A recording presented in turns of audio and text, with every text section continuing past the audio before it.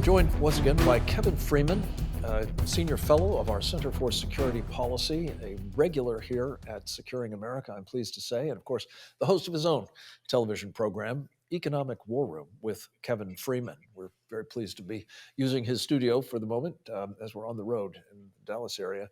Kevin, thanks again for that hospitality. And you actually had some experience with how it is that we wound up having our patent and trademark system taken down.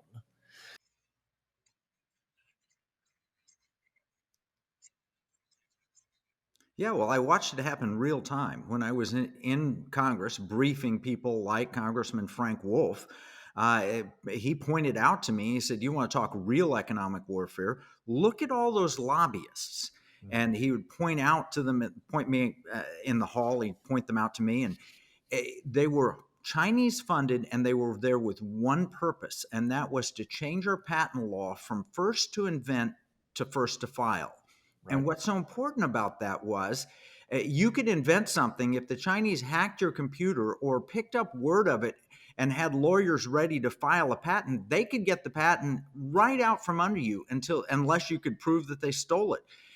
It used to be that whoever invented something, if you could prove that you were the inventor of it, you would get the patent. Now it's whoever files. And that change is devastating to inventors who don't have a big machine behind them to file patents. So that means the individual is at the mercy of the large corporation.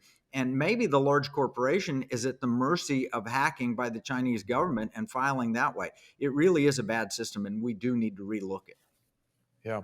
Well, and I think that one of the changes that the Chinese have made to make their patent system more attractive, I think, is using that first to invent model rather than the first to file. We'll be delving into that further with you in the near future, Kevin.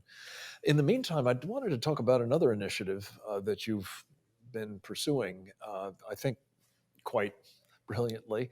And I'm not speaking here about the National Security Investment Consultant Institute, though I'm always happy to do that. But talk a little bit about this idea of offering American investors and people trying to hedge their bets in a very volatile currency environment, among other things, against, in particular, what these so-called central bank digital currencies portend. Kevin, you call it the digital Texan.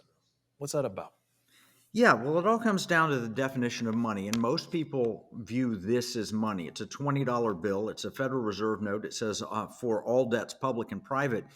And yet, historically, money has been gold and silver. The Bible talks about money being gold and silver. Human history includes chapter and verse about people using gold and silver. And when our Constitution was formed, money was defined as gold and silver. And so they gave the power to coin money to the federal government and denied that power to the individual states.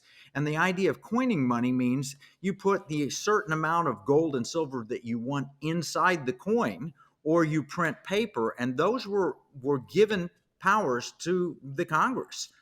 But it also provided in the Constitution that a state could make gold and silver, pure gold and silver, coins legal tender in that state, measured in ounces of gold, measured in ounces of silver, or grams, or whatever, as long as it's backed by gold. And there was a Supreme Court ruling in 1837 that said that the state could take on deposit amount of gold and silver and issue a receipt that was essentially representative of that if they were 100% backing it. Now, our paper dollars used to be backed by gold.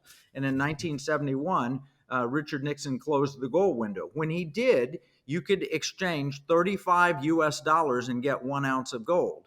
That was the exchange rate. Today, it's $1,850, something like that. And the value of the paper money is lost. In this case, 2/3 of its value in the past 40 years, and 98% of its value since the Federal Reserve was created. Gold has kept its purchasing power.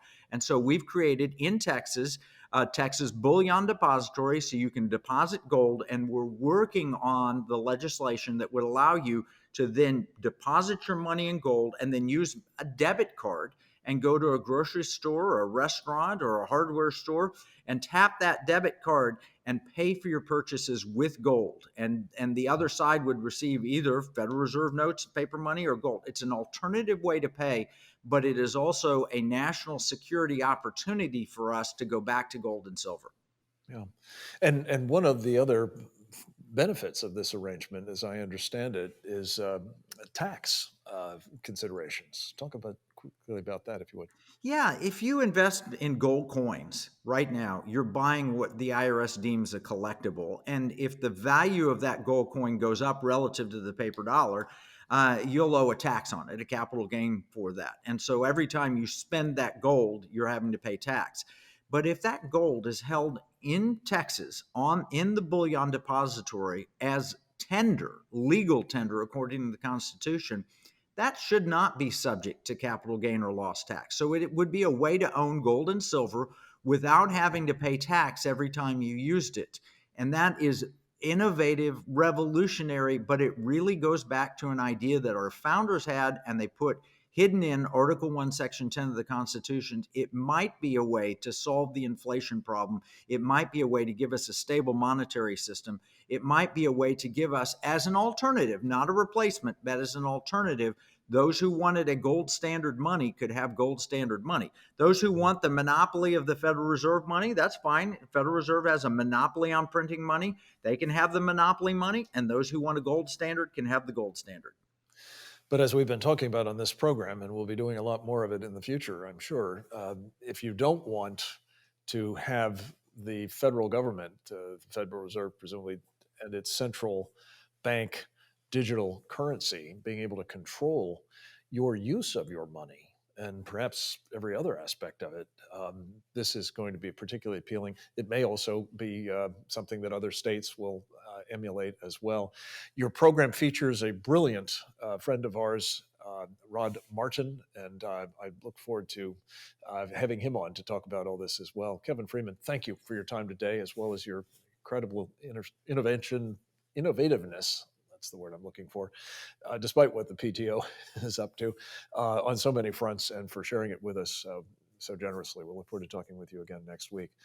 We'll look forward to talking to the rest of you again tomorrow, same time, same station. And I hope you'll be better prepared as a result of this conversation to protect the country we love and then go forth and multiply.